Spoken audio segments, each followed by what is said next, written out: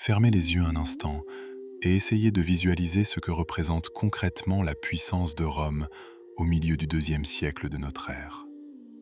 Oubliez les images de ruines blanches et silencieuses que l'on voit dans les manuels scolaires ou les reportages touristiques. Ces pierres mortes ne racontent pas la vérité. Il faut imaginer une métropole hurlante de vie, une ville monstrueuse et magnifique d'1 million d'habitants, ce qui est une aberration statistique pour l'époque antique. C'est une cité où les immeubles d'habitation, les insulae, montent jusqu'à 5 ou 6 étages, où les rues sont si encombrées que Jules César avait dû y interdire la circulation des chariots durant la journée pour éviter la paralysie totale.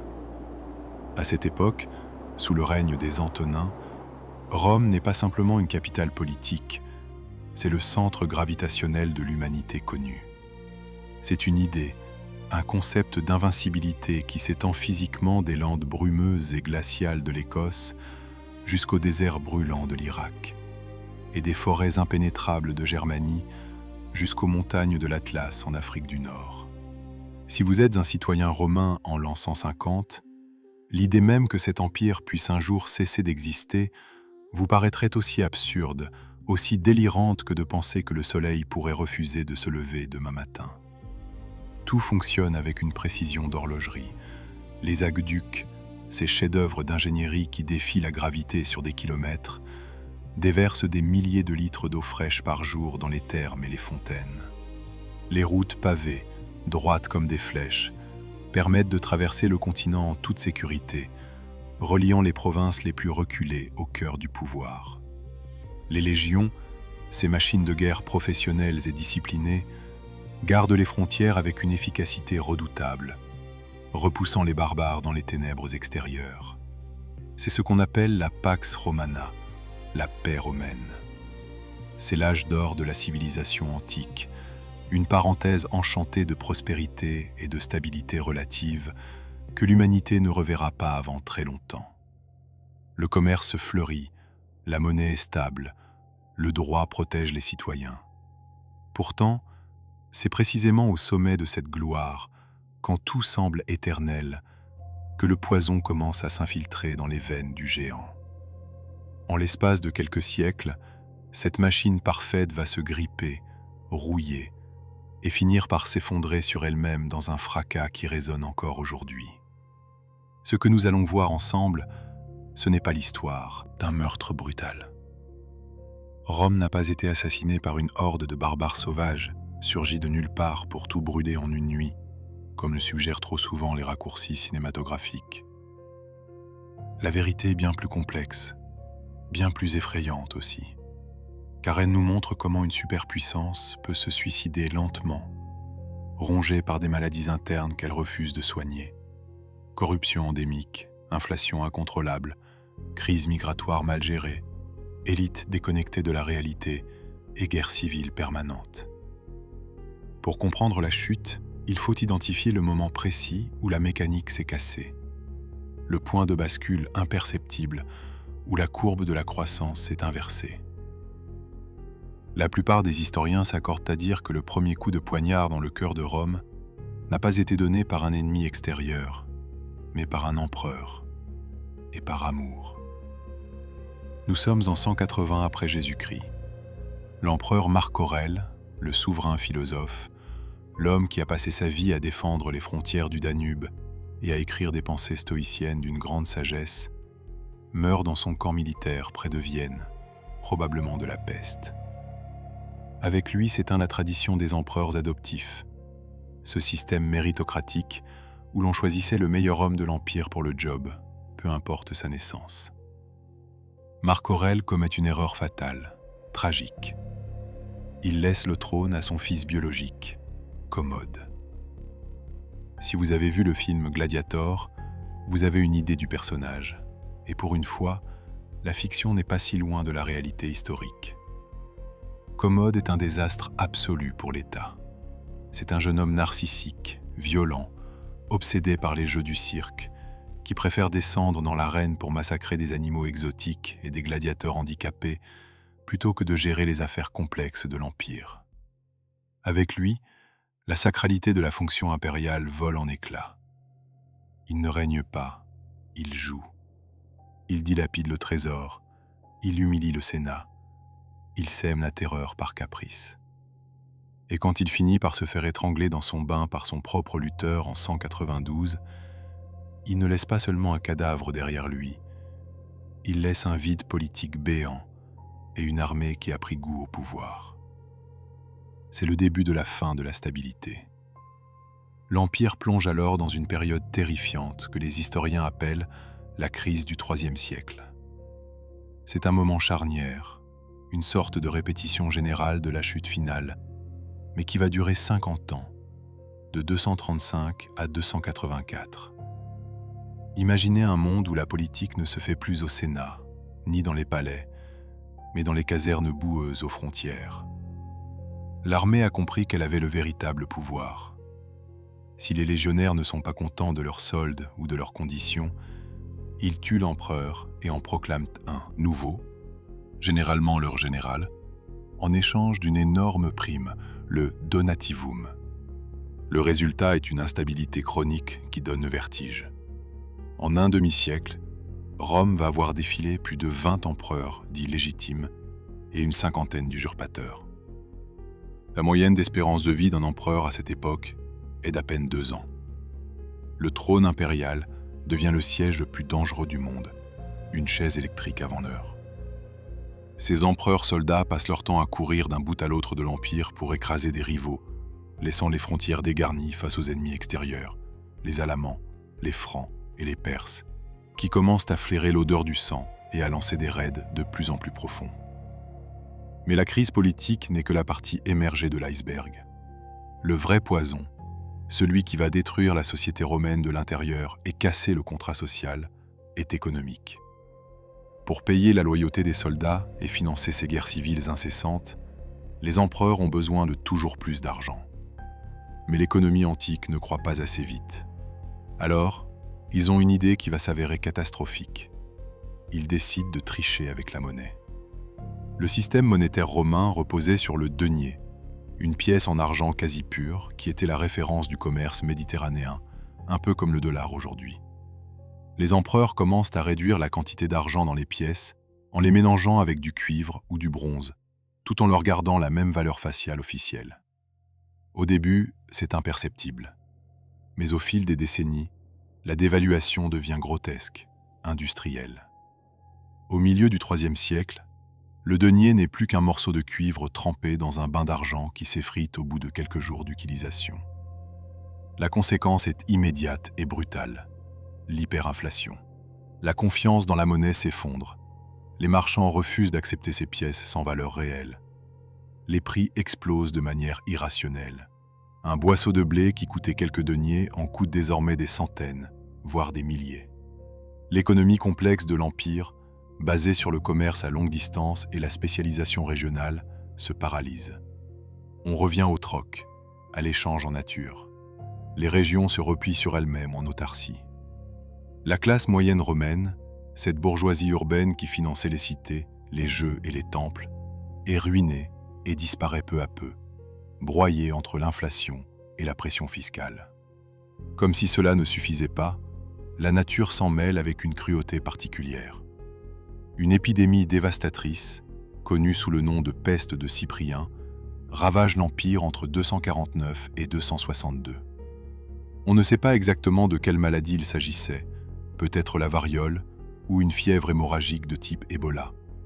Mais les descriptions de l'époque font froid dans le dos. À Rome, au plus fort de l'épidémie, on compte 5000 morts par jour. Les charrettes de cadavres encombrent les rues. Les villes se vident. Les champs sont abandonnés, faute de bras pour les cultiver, et l'armée a du mal à recruter.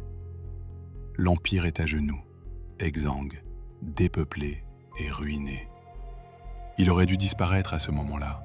Logiquement, l'histoire romaine aurait dû s'arrêter au IIIe siècle. Mais Rome est une bête coriace, capable de résurrections spectaculaires. En 284, un homme providentiel arrive au pouvoir, Dioclétien. C'est un militaire de carrière, issu des Balkans, un homme dur, pragmatique, sans une once d'humour, mais doté d'une vision d'État implacable. Il comprend que l'Empire est devenu trop grand et trop complexe pour être dirigé par un seul homme depuis Rome, surtout avec des ennemis sur tous les fronts. Il décide donc de le couper en morceaux administratifs. C'est la naissance de la tétrarchie, le gouvernement à quatre. Il divise l'Empire en deux grandes parties, l'Orient et l'Occident, chacune dirigée par un Auguste assisté d'un César. Dioclétien sauve l'Empire, mais il le transforme radicalement. Pour rétablir l'ordre et sécuriser les recettes fiscales, il instaure une bureaucratie écrasante et un système quasi totalitaire. Les citoyens ne sont plus des hommes libres, ils deviennent des rouages au service de l'État. Les paysans sont attachés à leurs terres, les artisans à leur métier, de père en fils, pour garantir que les impôts rentrent et que l'armée soit nourrie. L'Empire survit, mais il n'est plus ce rêve de liberté et de civilisation. Il est devenu une immense caserne, une machine administrative lourde et coûteuse qui étouffe l'initiative individuelle. Après Dioclétien, un autre géant entre en scène et parachève la mutation, Constantin. Il réunifie l'Empire par la force au terme de guerres civiles sanglantes, mais il comprend que l'avenir n'est plus à Rome. La vieille capitale est trop loin des frontières dangereuses du Danube et de l'Euphrate. Elle est trop pleine de sénateurs conservateurs nostalgiques de la République et de traditions païennes obsolètes. Constantin regarde vers l'Est, vers les richesses de l'Orient et les routes de la soie. Il fonde une nouvelle Rome sur le site stratégique de Byzance, verrouillant le détroit du Bosphore, Constantinople. En même temps, il légalise et favorise le christianisme, transformant la structure religieuse et morale de l'Empire. C'est un pari audacieux qui redonne un souffle de vie à l'édifice, mais qui déplace définitivement le centre de gravité. L'Occident, avec Rome, Milan et Ravenne, devient peu à peu la pauvre banlieue de l'Empire, tandis que l'Orient brille de mille feux. C'est dans ce contexte d'un empire convalescent, divisé, socialement fragile mais militairement encore redoutable, que la véritable tempête va se lever. Et, contrairement à ce qu'on pourrait penser, elle ne commence pas aux frontières de Rome, mais à des milliers de kilomètres de là, dans les steppes infinies d'Asie centrale. Un effet domino terrifiant vient de se déclencher, une réaction en chaîne géopolitique que personne à Rome ne voit venir. Un peuple mystérieux, dont les origines restent encore floues aujourd'hui, se met en mouvement vers l'ouest. Les Huns. Les chroniqueurs romains, quand ils commenceront à entendre parler d'eux, décriront les Huns moins comme des hommes que comme des démons sortis des enfers. Ils vivent, mangent, dorment et négocient sur leurs petits chevaux robustes. Ils sont des archers d'élite, capables de tirer avec une précision mortelle en plein galop, utilisant un arc composite redoutable qui perce les armures. Ils pratiquent la déformation crânienne sur leurs nourrissons pour leur donner un aspect allongé et terrifiant. Les Huns ne cherchent pas à s'installer pour cultiver la terre, ils cherchent à piller et à soumettre. Ils sont un prédateur au sommet de la chaîne alimentaire. Dans leur avancée inexorable vers l'Europe, ils percutent de plein fouet les tribus germaniques qui vivaient plus ou moins paisiblement aux frontières de l'Empire romain, notamment les Goths. Les Goths ne sont pas des sauvages, ce sont des guerriers fiers, semi-sédentaires, qui commercent et combattent parfois avec Rome depuis des siècles. Ils connaissent la puissance romaine, ils la respectent et la craignent. Mais, face à la furie des Huns, qui brûlent leurs villages et massacrent leurs familles, ils sont impuissants. La panique s'empare de tout le peuple goth. Ils n'ont que deux choix, rester et se faire exterminer, ou réduire en esclavage par les Huns, ou fuir vers l'ouest, vers la seule zone de sécurité qu'ils connaissent, l'Empire romain. Nous sommes en 376 après Jésus-Christ. C'est le moment précis où tout bascule, le point de non-retour. Imaginez la scène sur les rives du Danube, ce fleuve immense qui marque la frontière nord de l'Empire. La ligne rouge entre la civilisation et la barbarie. Ce n'est pas une armée d'invasion qui se présente, c'est un peuple en fuite, une crise humanitaire gigantesque. Des dizaines de milliers de Goths, hommes, femmes, enfants, vieillards, chariots remplis de maigres possessions, s'entassent sur la rive nord. Ils tendent les mains vers les garnisons romaines de l'autre côté. Ils envoient des ambassadeurs avec un message simple et désespéré. « Laissez-nous entrer. nous demandons l'asile. Sauvez-nous des Huns. En échange, nous vous donnerons nos armes et nous servirons dans vos légions. » L'empereur d'Orient, Valence, reçoit le message à Antioche, à des milliers de kilomètres de là.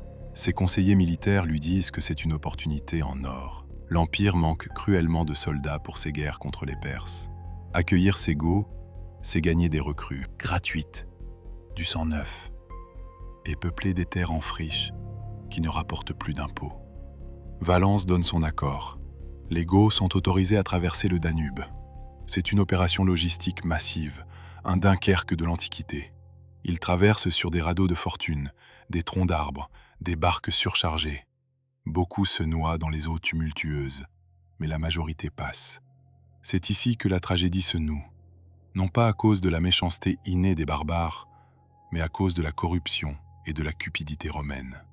L'administration locale, dirigée par des officiers romains sans scrupules nommés Lupicinus et Maximus, voit ces réfugiés non pas comme de futurs citoyens ou des alliés, mais comme des proies faciles, du bétail humain à exploiter.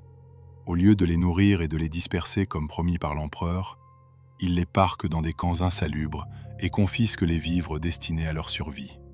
Il crée une famine artificielle pour s'enrichir personnellement. Les historiens de l'époque, comme Ammien Marcellin, racontent des détails abominables qui tachent à jamais l'honneur de Rome. Les officiers romains vendent du pain moisi et de la viande de chien avariée aux Goths affamés à des prix exorbitants. Quand les Goths n'ont plus d'or, ni d'argent, ni de bijoux, les Romains exigent un autre type de paiement, leurs enfants. On force les parents Goths à vendre leurs fils et leurs filles en esclavage, contre de quoi survivre quelques jours de plus.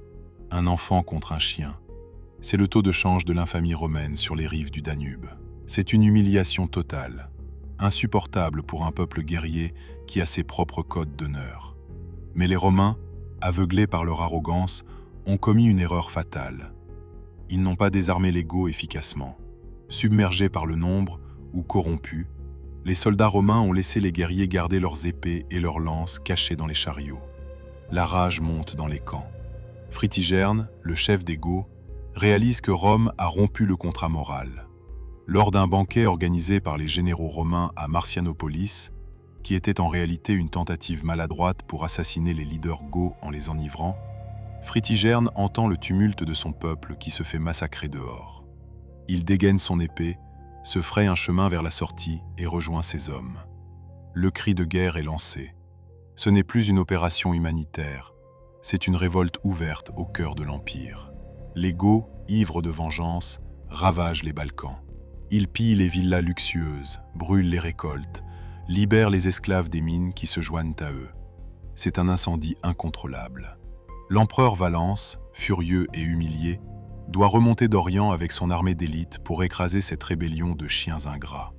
Il est confiant.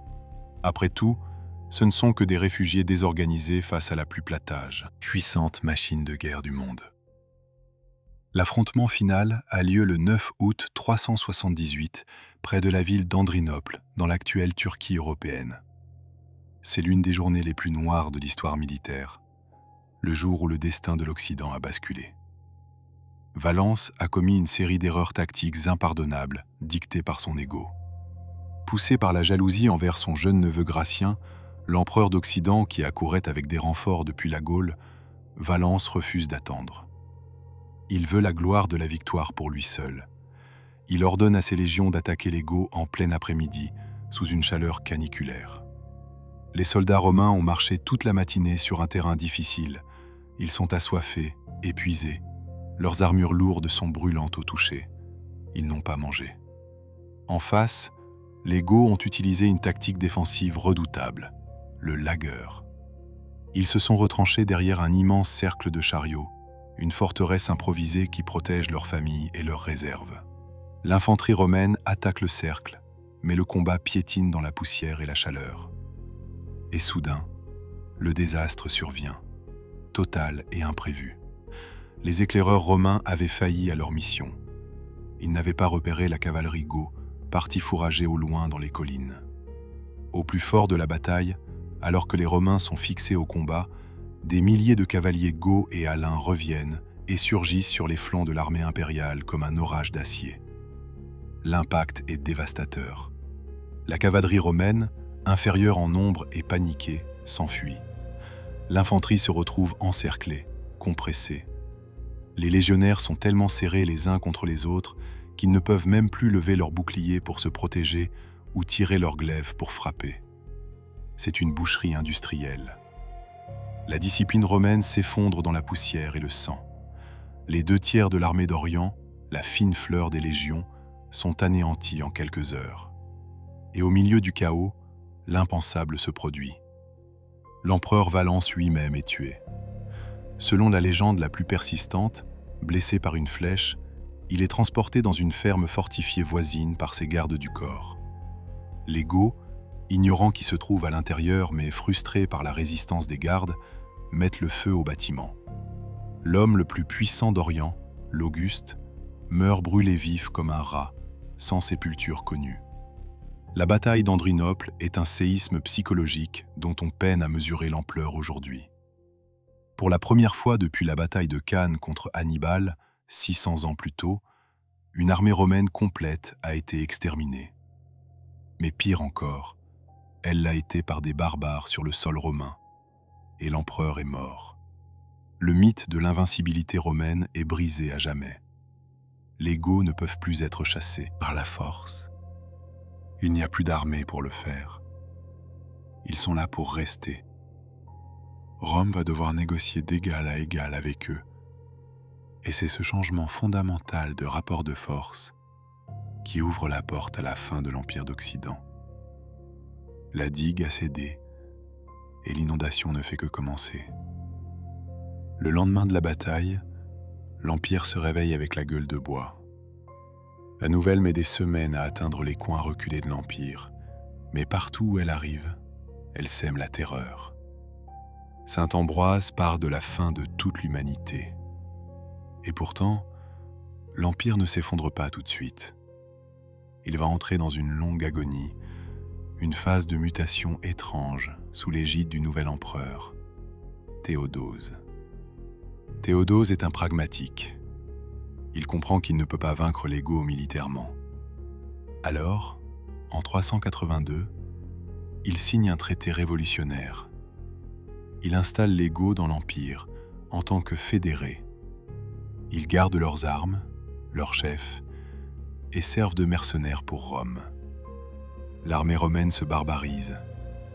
Ce ne sont plus des citoyens qui défendent la patrie, ce sont des barbares payés pour combattre d'autres barbares. Le système tient tant que l'argent rentre et qu'un homme fort est au pouvoir. Mais Théodose est le dernier de ces hommes forts. À sa mort en 395, l'Empire est définitivement partagé entre ses deux fils, Arcadius à l'est et Honorius à l'ouest. C'est un divorce sans retour. L'Occident hérite d'Honorius, un enfant de 10 ans, faible et manipulable, qui passera son règne caché dans les marais de Ravenne, protégé par ses murailles, pendant que le monde brûle autour de lui. Le seul homme capable de tenir la barre est son général en chef, Stylicone. Stylicone est un héros tragique, un homme de talent et de loyauté, mais il a un défaut impardonnable aux yeux de l'aristocratie romaine. Il est d'origine vandale. Il passera sa vie à courir d'une frontière à l'autre pour éteindre les incendies, combattant notamment un nouveau roi goth ambitieux qui a émergé du chaos d'Andrinople, Alaric. Alaric n'est pas un destructeur aveugle. C'est un homme qui veut une place dans l'Empire, un titre de général, une terre pour son peuple. Il utilise la force pour obtenir une reconnaissance politique. Il envahit l'Italie, Stylicone le repousse, mais ne le détruit pas, espérant l'utiliser plus tard. Cette stratégie subtile sera fatale à Stylicone. Accusé de trahison par des courtisans jaloux qui murmurent à l'oreille de l'empereur paranoïaque Honorius, Stylicone est exécuté en 408. C'est le suicide de l'Occident.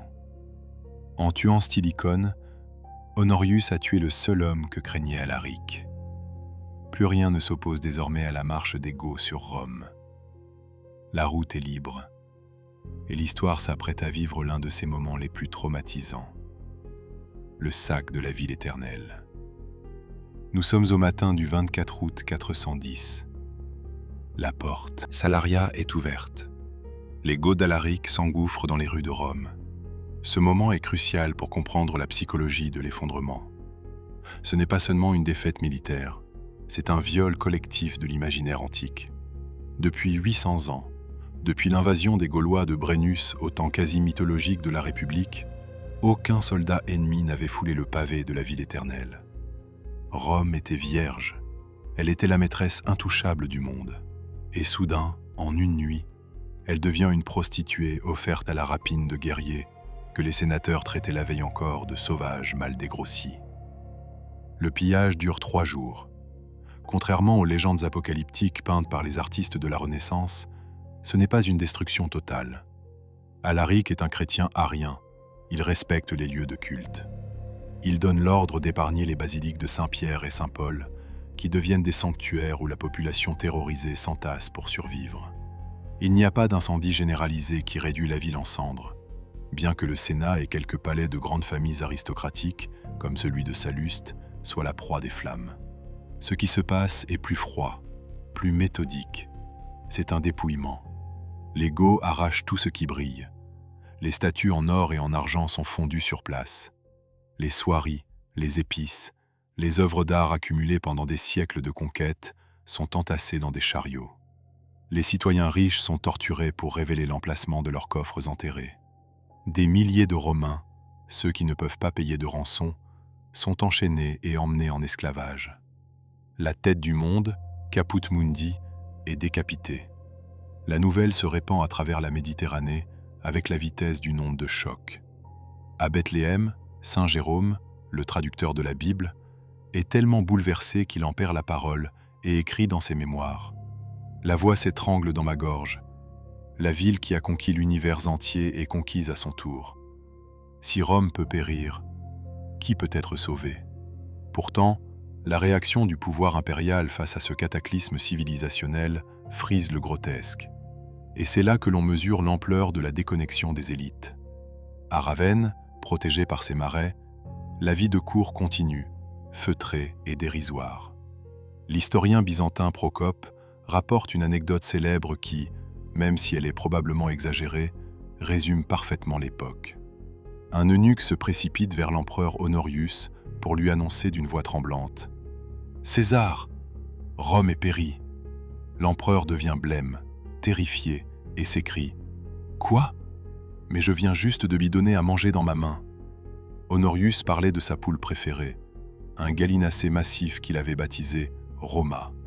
L'eunuque, gêné, doit préciser « Non, César, la ville de Rome a été prise par Alaric. » Honorius pousse alors un grand soupir de soulagement et répond « Ah, j'ai cru que c'était ma poule. » Que cette histoire soit vraie ou fausse, elle dit tout.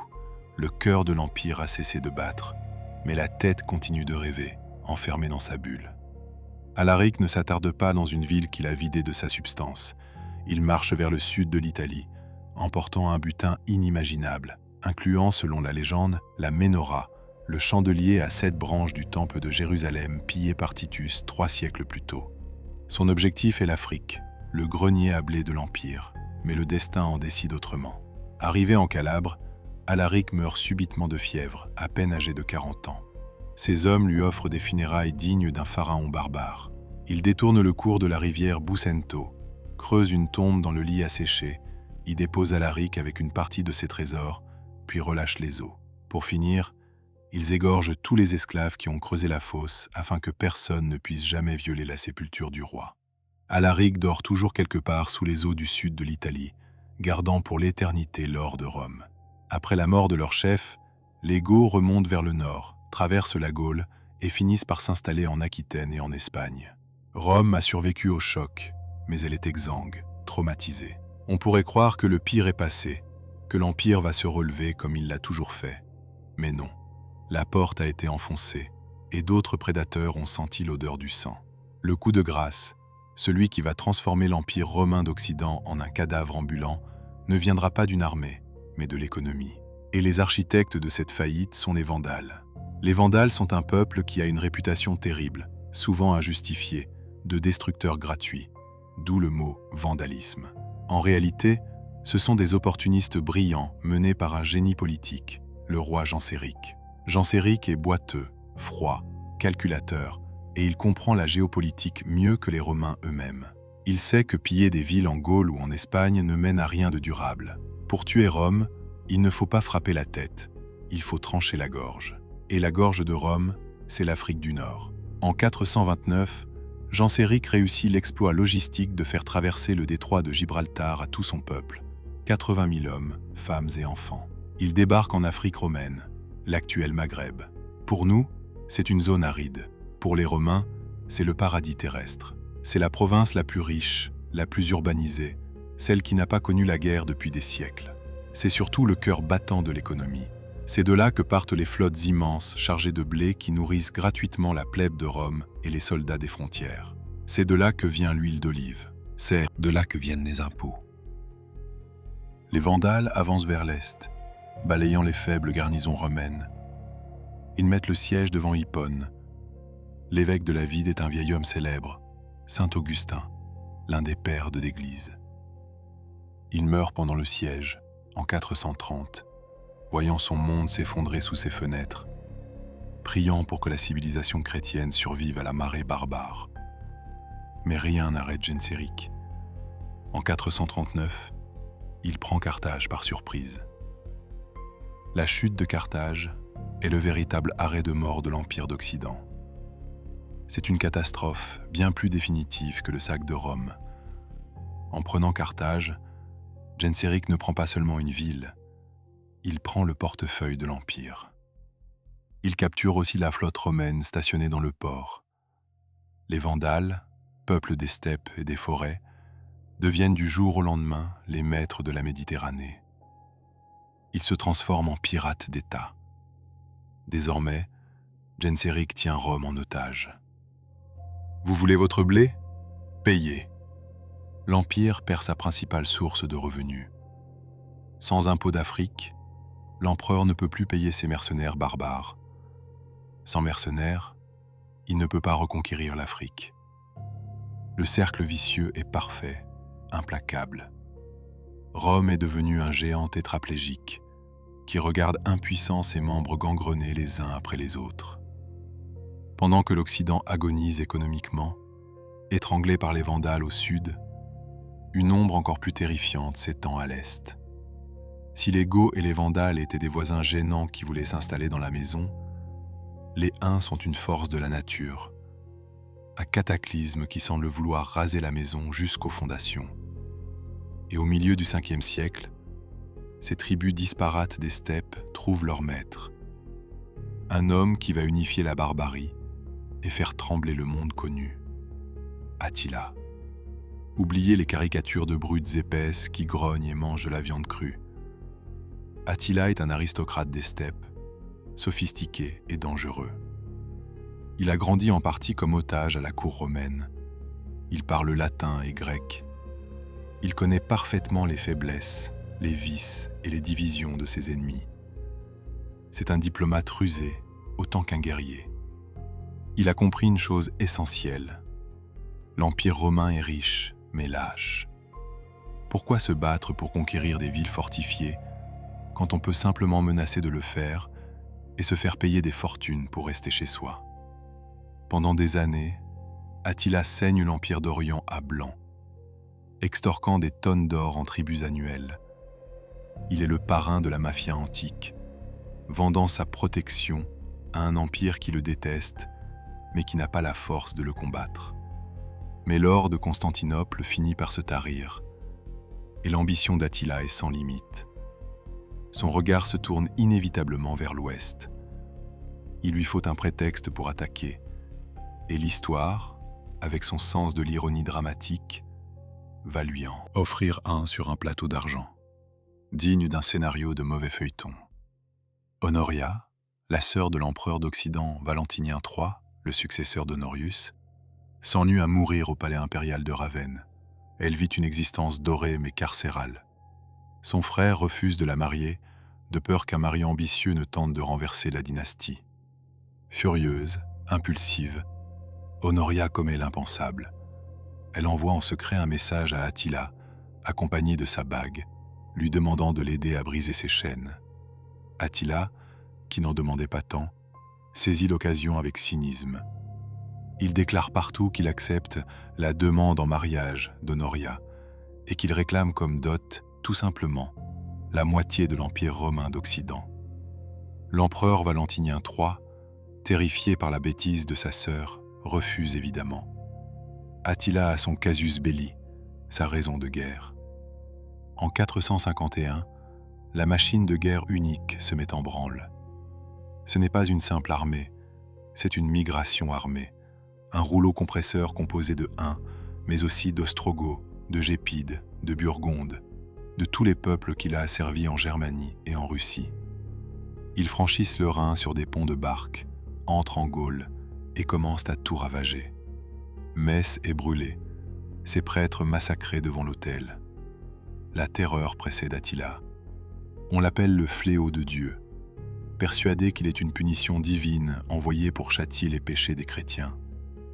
Attila fonce vers le cœur de la Gaule. Il met le siège devant Orléans. Face à lui, il ne reste qu'un seul homme capable de sauver ce qui peut l'être. Flavius Aetius. On l'appelle souvent le dernier des Romains, et ce titre n'est pas usurpé.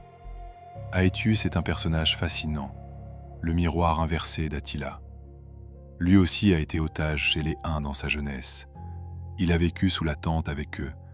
Il a bu le lait de jument fermenté. Il a chassé avec Attila. Ils se connaissent, ils se respectent. Ils sont peut-être même amis. Mais le destin les a placés dans des camps opposés. Aetius est un général brillant, mais il a un problème majeur. Il n'a presque plus de soldats romains sous la main. L'armée impériale, ruinée par la perte de l'Afrique, n'est plus que l'ombre d'elle-même. Pour arrêter les Huns, il doit accomplir un miracle diplomatique. Il doit convaincre les Wisigoths, installés dans le sud de la France et ennemis jurés de Rome, de s'allier avec lui. Il galope vers la cour du roi goth Théodoric et lui tient ce langage de vérité crue. « Si vous ne vous battez pas avec moi aujourd'hui, vous serez les esclaves d'Attila demain. Il ne fera pas de différence entre Romains et Goths. Il nous écrasera tous. » L'argument fait mouche. Le roi Théodoric accepte. C'est une alliance de la dernière chance, l'union sacrée de l'Occident, barbares et romains, coude à coude contre la tempête venue de l'Est. La rencontre a lieu en juin 451, dans les plaines de Catalogne, près de l'actuel Châlons-en-Champagne, ou Troyes. C'est la bataille des champs cataloniques. C'est l'un des affrontements les plus titanesques et les plus sanglants de l'Antiquité. Des dizaines de milliers d'hommes se jettent les uns sur les autres, dans un chaos indescriptible. Les chroniqueurs racontent que le ruisseau qui traversait la plaine a débordé, gonflé par le sang des combattants. Au cours de la mêlée, le vieux roi goth Théodoric chute de cheval et meurt piétiné par ses propres cavaliers. Mais les Goths, au lieu de s'enfuir, sont pris d'une rage vengeresse et chargent avec une telle fureur qu'ils brisent les lignes des Huns. Pour la première fois de sa vie, Attila recule. Il se replie dans son camp fortifié de chariots. Il est encerclé, il s'attend à mourir. Il fait même dresser un immense bûcher avec des selles de chevaux pour se jeter dans les flammes plutôt que d'être capturé vivant. Mais Aetius, le stratège romain, ne donne pas l'ordre de l'assaut final. Pourquoi ? Encore une fois, la maudite réalpolitique romaine. Aetius craint que s'il détruit totalement les Huns, les Goths deviendront trop puissants et incontrôlables. Il préfère garder une menace unique affaiblie pour contrebalancer la puissance gothique. Il laisse Attila s'échapper. C'est une victoire tactique pour Rome. L'Occident est sauvé de l'invasion, mais c'est une erreur stratégique. Attila est blessé, mais vivant. Il reviendra l'année suivante pour ravager l'Italie du Nord, rasant la ville d'Aquilée si méticuleusement qu'on ne retrouvera même pas ses fondations, poussant les réfugiés à fuir dans la lagune et à fonder ce qui deviendra un jour Venise. Mais Attila s'essouffle. La famine et la maladie déciment son armée. Il se retire en Hongrie et meurt subitement en 453, lors de sa nuit de noces avec une nouvelle épouse germanique, Ildiko. Une simple hémorragie nasale l'étouffe dans son sommeil d'ivrogne. L'empire des Huns, qui reposait uniquement sur son charisme, s'effondre aussi vite qu'il s'est élevé. L'empire romain a survécu à Attila, mais il est à bout de souffle. Et c'est le moment que choisit le destin pour porter le coup de grâce, non pas par une invasion, mais par une implosion politique sordide. Aetius, le sauveur de l'Empire, le vainqueur d'Attila, est devenu trop puissant, trop populaire. L'empereur Valentinien III, jaloux et paranoïaque, influencé par des eunuques de cour, convoque Aetius au palais en 454.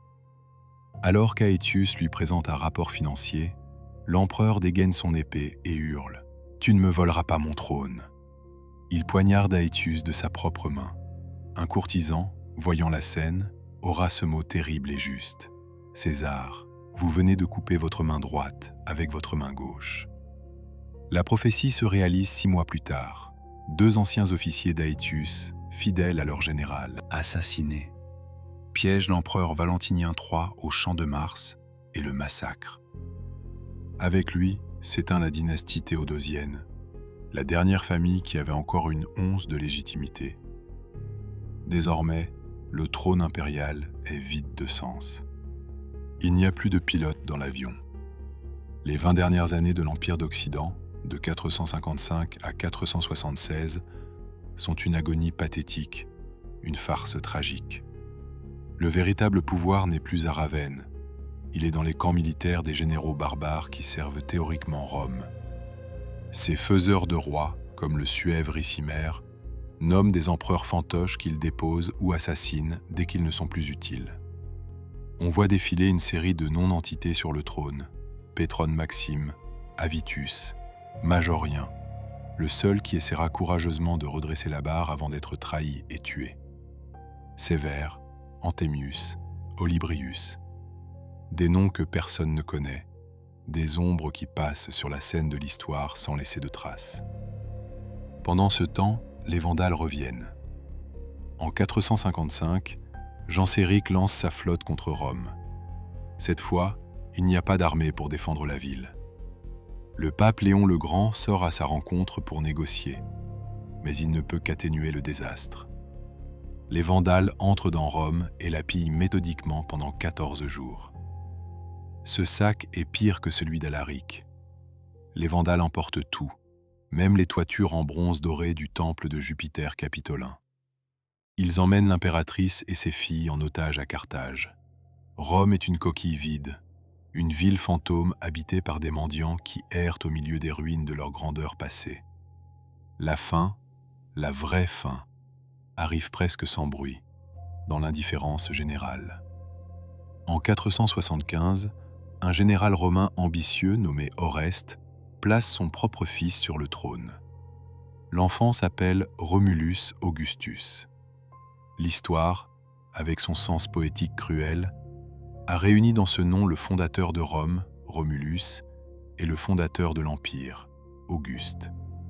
Pour se moquer de lui, le peuple l'appelle Romulus Augustulus, le petit Auguste, l'Augusticule. C'est un adolescent inoffensif, un pion. Mais les mercenaires barbares qui forment désormais la totalité de l'armée romaine en Italie réclament leur paix. Ils veulent des terres en Italie, comme les Goths en ont eu en Gaule. Oreste refuse. Les mercenaires se révoltent et élisent comme chef un officier sire nommé Odoacre. Odoacre marche sur Ravenne. Il tue le père, Oreste, et capture le fils, Romulus Augustulus. Nous sommes le 4 septembre 476. C'est la date officielle de la chute de l'Empire romain d'Occident. Mais que se passe-t-il ce jour-là? Y a-t-il une bataille apocalyptique? Le ciel s'obscurcit-il? Non, il ne se passe presque rien. Odoacre regarde le jeune empereur tremblant. Il a pitié de lui. Il ne le tue pas. Il lui dit simplement « C'est fini. Tu n'es plus empereur. Prends tes affaires. Voici une pension annuelle de 6000 pièces d'or. Va vivre ta vie dans une villa à la campagne, près de Naples. » Ensuite, Odoacre fait quelque chose d'inédit qui marque la fin du mensonge. Au lieu de nommer un nouvel empereur fantoche comme ses prédécesseurs, il prend les insignes impériaux, le diadème, le manteau pourpre, le sceptre, les met dans une boîte et les envoie par la poste à Constantinople, à l'empereur d'Orient Zénon. Il accompagne le colis d'une lettre qui dit en substance « L'Occident n'a plus besoin d'un empereur à lui. Un seul empereur à Constantinople suffit pour le monde. Moi, Odoacre, je me contenterai du titre de roi d'Italie sous votre autorité théorique. » Zénon accepte. C'est fini. Il n'y a plus d'empire d'Occident. Pas de grand fracas, pas d'explosion finale. Juste un coursier qui part vers l'Est avec les symboles d'un pouvoir qui n'existait déjà plus. Les habitants de Rome, de Ravenne ou de Milan continuent leur vie. Ils vont au marché, ils vont à l'église. Pour eux, rien n'a changé ce matin-là. Ils ne savent pas qu'ils viennent de changer d'époque, qu'ils viennent de basculer de l'Antiquité au Moyen-Âge. Ils sont juste fatigués. Fatigués des impôts, fatigués des guerres, fatigués de la peur. Peut-être que pour beaucoup, la chute de Rome n'est pas une tragédie, mais un soulagement silencieux. L'État prédateur est mort, vive le roi. Ainsi s'éteint la lumière qui avait guidé le monde pendant 1000 ans. Mais est-elle vraiment éteinte? Non. L'Empire est mort en tant que structure politique, mais il a survécu en tant qu'idée. L'Église catholique a repris le moule romain. Le pape est devenu le nouvel empereur, les évêques les nouveaux gouverneurs, le latin la langue sacrée. Les royaumes barbares qui s'installent sur le cadavre, les Francs en Gaule, les Visigoths en Espagne, vont passer les siècles suivants à essayer d'imiter Rome, à rêver de Rome. Charlemagne, Napoléon, le Saint-Empire romain germanique, tous voudront relever la couronne tombée dans la poussière en 476. Rome ne meurt jamais vraiment. Elle change simplement de peau. Elle devient un rêve, un fantôme qui hante l'histoire de l'Occident. Mais le rêve a un prix, et nous venons de voir comment il a été payé. Par le sang, la trahison, et l'aveuglement d'une civilisation qui se croyait immortelle, jusqu'à ce que les barbares frappent à sa porte, et qu'elle réalise qu'elle avait oublié comment se battre. Nous avons laissé l'Italie en 476, au moment où le dernier empereur d'Occident, un adolescent nommé Romulus Augustulus, est déposé sans violence par le chef barbare Odoacre. Les livres d'histoire aiment mettre un point final ici, tracer une ligne rouge et dire « Ici s'arrête l'Antiquité, ici commence le Moyen-Âge ». Mais pour les hommes et les femmes qui vivaient ce jour-là, rien n'a changé. Le soleil s'est levé, les boulangers ont fait le pain, les prêtres ont dit la messe, et le Sénat romain a continué de se réunir dans la Curia Julia pour discuter de l'ordre du jour. C'est l'une des plus grandes illusions de l'histoire. On imagine que la chute de Rome est un événement brutal, une extinction soudaine. En réalité, c'est une métamorphose lente et étrange. Odoacre, le nouveau maître de l'Italie, ne se comporte pas comme un destructeur. Il a un immense respect pour la machine romaine. Il ne veut pas la casser, il veut la piloter. Il garde les lois romaines, il conserve l'administration, il frappe monnaie au nom de l'empereur d'Orient. Pendant 13 ans, l'Italie connaît même une période de paix relative et de redressement économique que les derniers empereurs marionnettes n'avaient pas su lui donner. Les barbares ne sont plus aux portes, ils sont dans le palais. Et finalement, pour le paysan de Campanie ou le marchand de Gênes, la vie est plus sûre sous la protection d'un roi germanique efficace que sous celle d'un empereur romain absent. Mais cette stabilité est un mirage. À Constantinople, l'empereur d'Orient, Zénon, regarde l'Italie avec un mélange de mépris et d'inquiétude. Il a accepté Odoacre parce qu'il n'avait pas le choix, mais il ne lui fait pas confiance. Odoacre devient trop puissant, trop indépendant. Zénon a besoin de s'en débarrasser. Et pour cela, il va utiliser une vieille technique romaine. Lancer un barbare contre un autre barbare.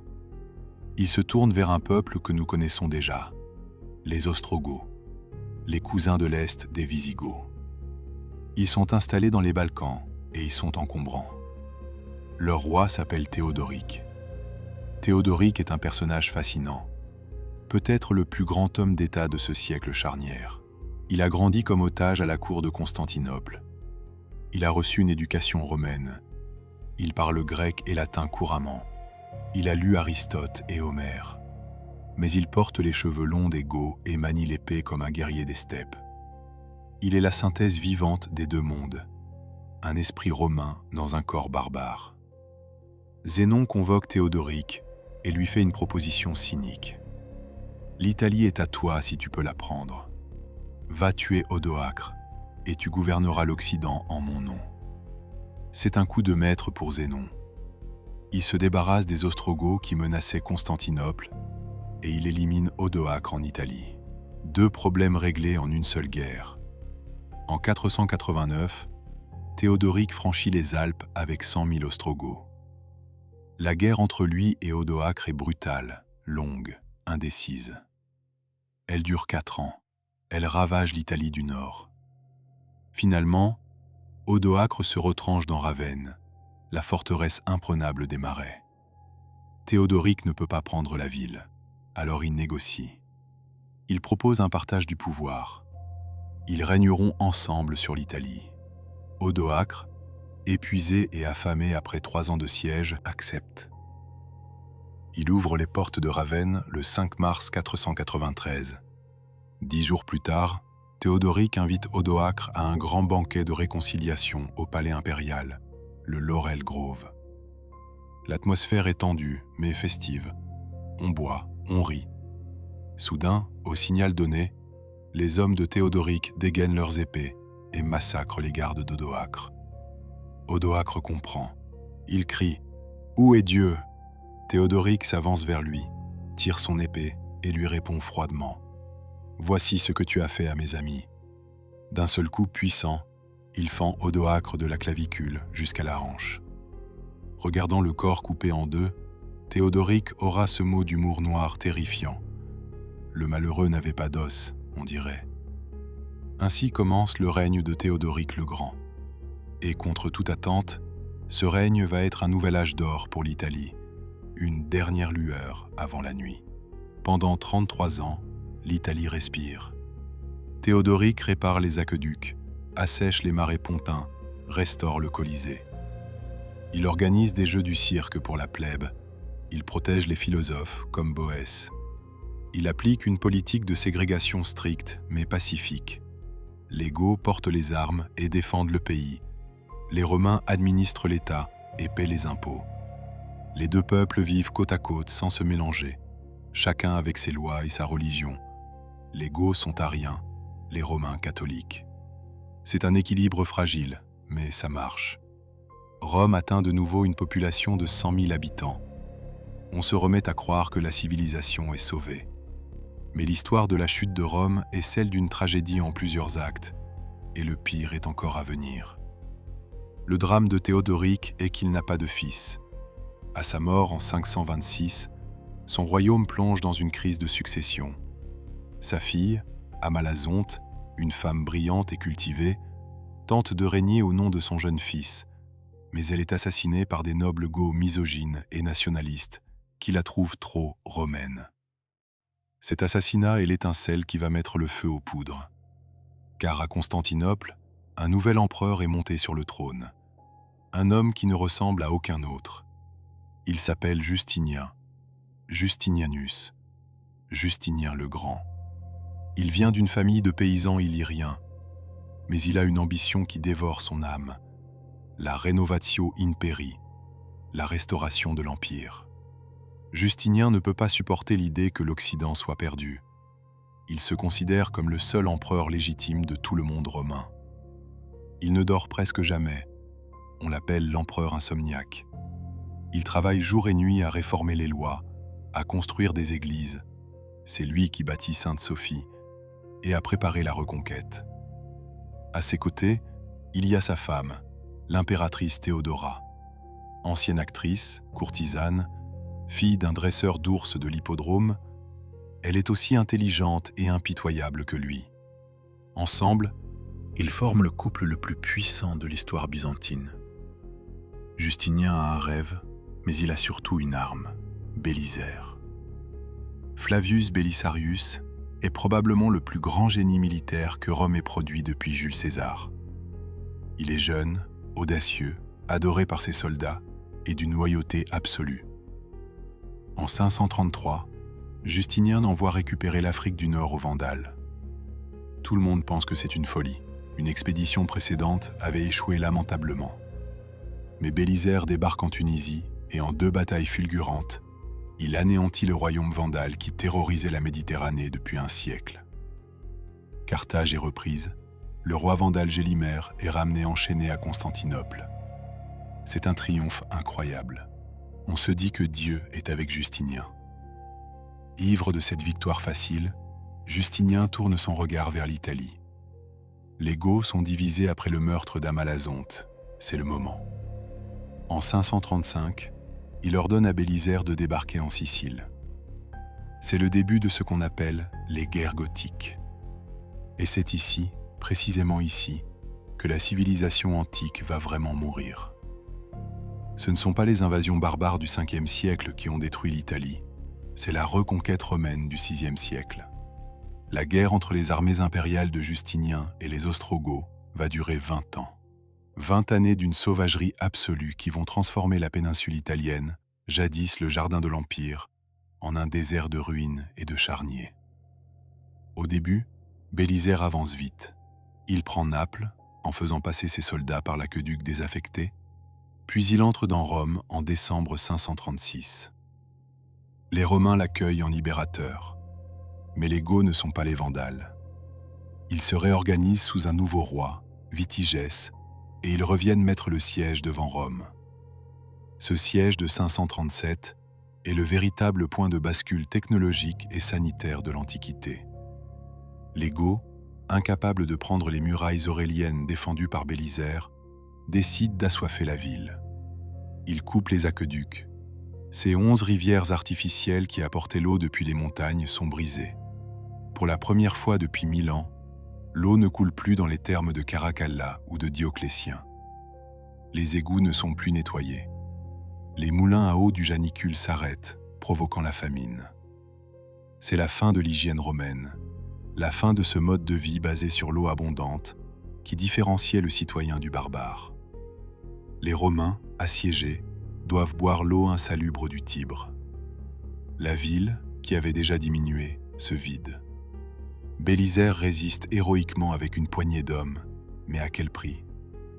Quand le siège est levé un an plus tard, Rome est une ville fantôme, peuplée de spectres affamés. La guerre s'enlise, c'est un Vietnam antique. Bélisaire est rappelé par Justinien, jaloux de ses succès, puis renvoyé en Italie, puis rappelé encore. Les Goths trouvent un chef héroïque, Totila, qui reprend presque tout le territoire. Totila est un personnage tragique. Il ne veut pas détruire Rome, il veut être reconnu comme roi légitime. Mais la guerre le pousse aux extrémités. En 546, il reprend Rome après un non-siège. La ville est tellement épuisée qu'il n'y a plus que 500 habitants vivant dans les ruines. 500, dans une ville construite pour 1 million. Totila, furieux, menace de raser la ville jusqu'au sol et de la transformer en pâturage à moutons. Il commence à abattre les murs, mais Bélisaire lui envoie une lettre poignante. « Si tu détruis Rome, tu détruiras l'œuvre la plus magnifique de l'humanité, et ton nom sera maudit à jamais. » Totila, touché ou calculant, s'arrête et évacue la ville. Pendant 40 jours, Rome est totalement vide. Pas un humain, pas un animal. Juste le vent qui siffle dans les arcades du Colisée. C'est l'image la plus hantée de la chute. Comme si la guerre ne suffisait pas, l'Apocalypse s'invite sous la forme de la biologie. En 541, une maladie inconnue arrive d'Égypte dans le port de Péluse. C'est la peste, la vraie, Yersinia pestis, la peste de Justinien. Elle frappe Constantinople avec une violence inouïe. On parle de 10 000 morts par jour. Les corps s'empilent dans les rues. On remplit des tours des remparts avec des cadavres parce qu'on n'a plus de place pour les enterrer. L'empereur lui-même tombe malade, survit de justesse, mais en ressort changé, plus sombre, plus paranoïaque. La peste se répand en Italie et finit le travail que la guerre avait commencé. Elle tue sans distinction les soldats romains et les guerriers goths. L'Europe perd peut-être un tiers de sa population en quelques années. L'économie s'effondre totalement. Il n'y a plus de bras pour les récoltes, plus de contribuables pour l'impôt. Finalement, Justinien envoie un nouveau général, un eunuque âgé nommé Narsès, avec une armée massive financée par ses dernières réserves d'or. Narsès est un génie tactique, froid et méthodique. En 552, à la bataille de Taginé, il écrase l'armée de Totila. Le roi goth meurt au combat. Les derniers Ostrogoths sont vaincus l'année suivante au pied du Vésuve. En 554, Justinien peut proclamer la victoire. L'Italie est redevenue romaine. La pragmatique sanction rétablit les lois impériales. Mais c'est une victoire à la Pyrrhus, une victoire sur un cimetière. L'Italie est détruite. L'aristocratie sénatoriale a été exterminée. Les villes sont des ruines. Les infrastructures sont mortes. L'Empire a libéré l'Italie en la tuant. Et l'ironie suprême, c'est que cet effort titanesque n'aura servi à rien. 3 ans après la mort de Justinien, en 568, un nouveau peuple barbare déferle sur les Alpes. Lombards. Ils sont plus sauvages, moins romanisés que les Goths. Et cette fois, il n'y a plus personne pour défendre l'Italie. L'armée byzantine, épuisée, se replie dans quelques forteresses côtières et laisse l'intérieur des terres aux envahisseurs. L'unité de l'Italie est brisée pour les 1300 prochaines années. C'est là que s'arrête véritablement notre histoire de la chute. Ce n'est pas en 476 avec Odoacre, mais au milieu du VIe siècle, dans la boue, la peste et les ruines fumantes des guerres gothiques. Le monde antique ne s'est pas éteint d'un coup. Il s'est effacé, usé jusqu'à la corde par une obstination impériale à vouloir faire revivre un passé qui était déjà mort. Mais de ces cendres froides, quelque chose d'autre commence à germer. Une chose différente. Dans les montagnes, loin des villes détruites, des hommes s'isolent. Benoît de Nursie fonde le monastère du Mont Cassin. Il écrit une règle pour organiser la vie de ses moines. Ces monastères vont devenir des arches de Noé. Pendant que les guerriers se battent pour des ruines, les moines commencent à recopier les vieux manuscrits, à sauver des fragments de Virgile, de Cicéron, de la Bible. Ils préservent la flamme intellectuelle dans un monde devenu analphabète. C'est le début du Moyen Âge, non pas comme une ère de ténèbres absolues, mais comme une ère de reconstruction lente, douloureuse, sur les fondations brisées d'un rêve trop grand. L'Empire romain nous laisse une leçon terrifiante et magnifique. Aucune civilisation n'est immortelle. Elles sont toutes des édifices fragiles, construits sur la confiance, l'ordre et la prospérité. Quand ces piliers tombent, le toit s'effondre. Mais l'humanité, elle, survit toujours sous les décombres, prête à rebâtir, prête à recommencer, avec d'autres rêves et d'autres dieux. Rome est morte, vive l'Europe. Nous avons vu les armées marcher, les villes brûler et les empereurs tomber. Nous avons assisté à la mort politique de Rome. Mais pour atteindre le cœur de cette tragédie, pour comprendre vraiment comment un colosse pareil a pu s'effriter, il ne suffit pas de regarder la carte qui change de couleur. Il faut soulever le capot de la machine. Il faut descendre dans la salle des machines de l'Empire et regarder les engrenages qui, un par un, ont cessé de tourner. Car Rome n'est pas morte d'un coup de poignard unique, elle est morte d'une défaillance d'organes multiples. Commençons par l'organe le plus vital, celui qui a construit l'Empire et qui a fini par ne plus pouvoir le défendre. L'armée. Si je vous demande d'imaginer un soldat romain, l'image qui vous vient immédiatement en tête est celle des films. Un légionnaire du 1er siècle, rasé de près, portant la célèbre armure segmentée en plaques de métal, la lorica segmentata, un grand bouclier rectangulaire rouge et un glaive court. C'est le soldat de Trajan ou de Jules César.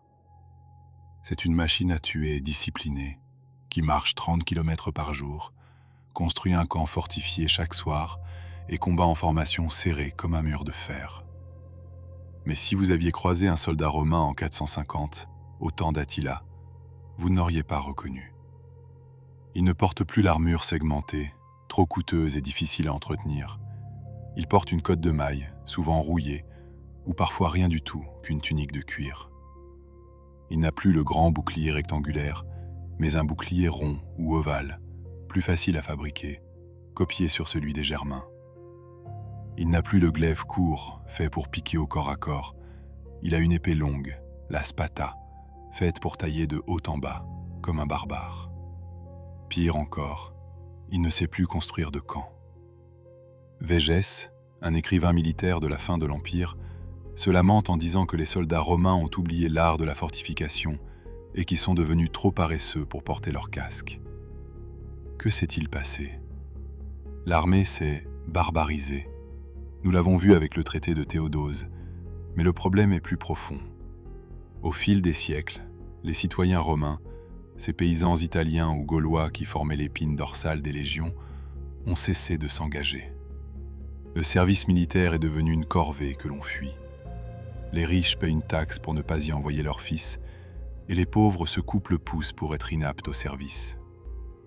L'Empire, qui a besoin de centaines de milliers d'hommes pour garder ses frontières immenses, n'a plus de volontaires. Alors, Rome a dû acheter ce qu'elle ne pouvait plus produire. Elle a recruté des mercenaires.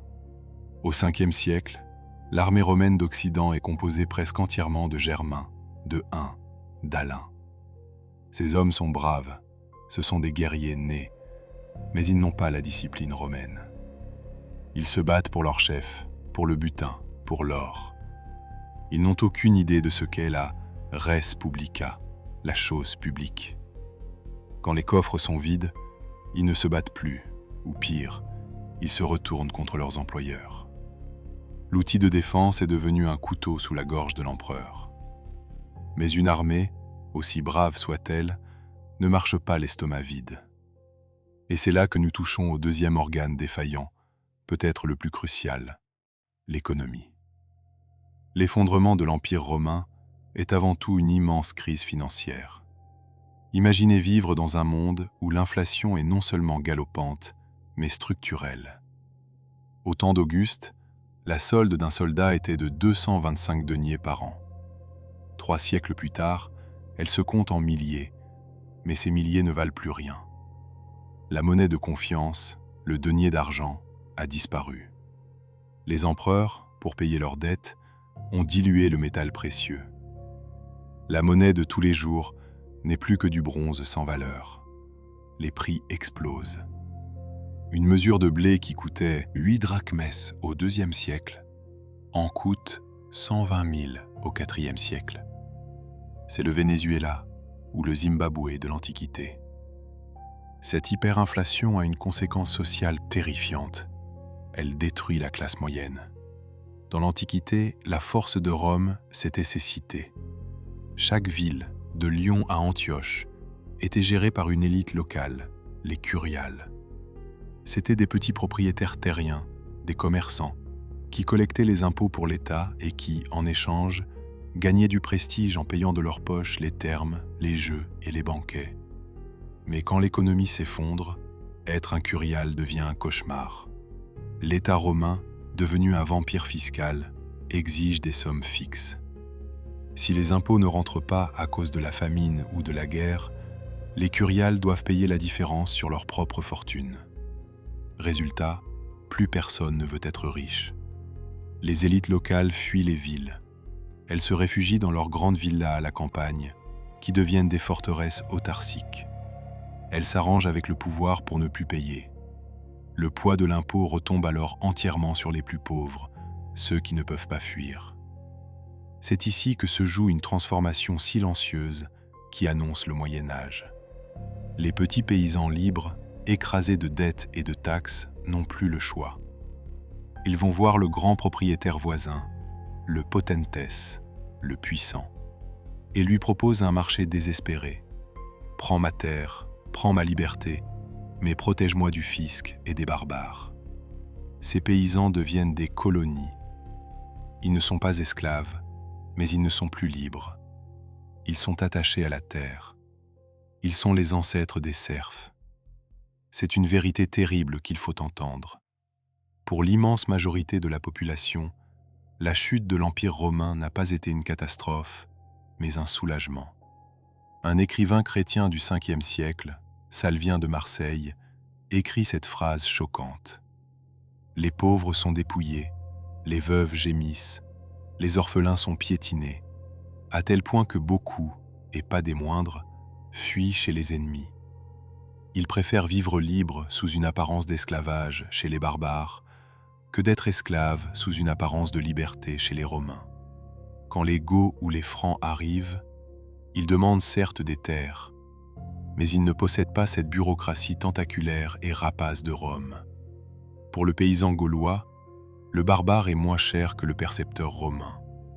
L'Empire est mort parce que ses propres citoyens ne voulaient plus payer pour le défendre. Le contrat social était rompu. L'État était devenu l'ennemi du peuple. Il y a un troisième suspect dans ce dossier d'autopsie, un suspect qui a fait couler beaucoup d'encre depuis le XVIIIe siècle, est l'historien Edward Gibbon. Le christianisme. La thèse est séduisante.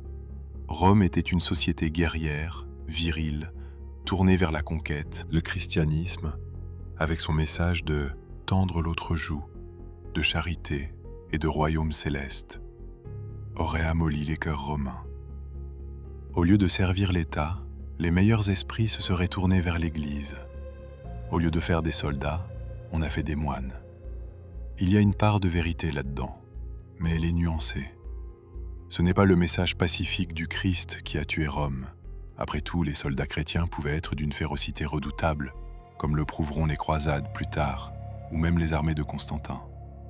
Le vrai problème, c'était l'intolérance interne. L'Empire païen était une machine à intégrer. Vous pouviez prier Isis, Mitra ou Jupiter, tant que vous respectiez l'empereur, tout allait bien. L'Empire chrétien du IVe et Ve siècle devient une machine à exclure. L'Église, devenue religion d'État, passe un temps et une énergie folle à chasser les hérétiques. Regardez l'Afrique du Nord, juste avant l'arrivée des Vandales. La région est déchirée par une guerre civile religieuse entre les catholiques et les donatistes, une secte chrétienne rigoriste. Les donatistes sont persécutés par le pouvoir impérial catholique. On leur confisque leurs églises, on les exile.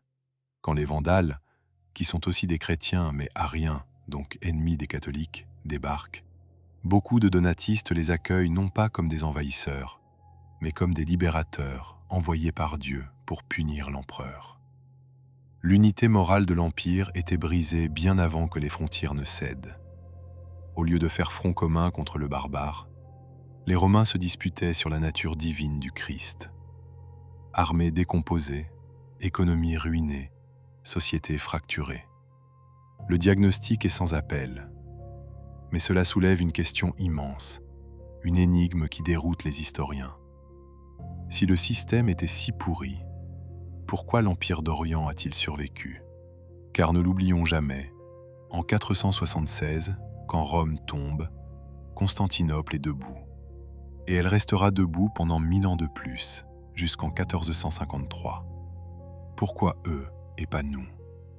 La réponse tient en partie à la géographie et à l'argent. L'Orient était la partie la plus ancienne, la plus urbanisée et la plus riche du monde méditerranéen. L'Égypte et la Syrie produisaient des richesses que la Gaule ou la Bretagne ne pouvaient même pas imaginer.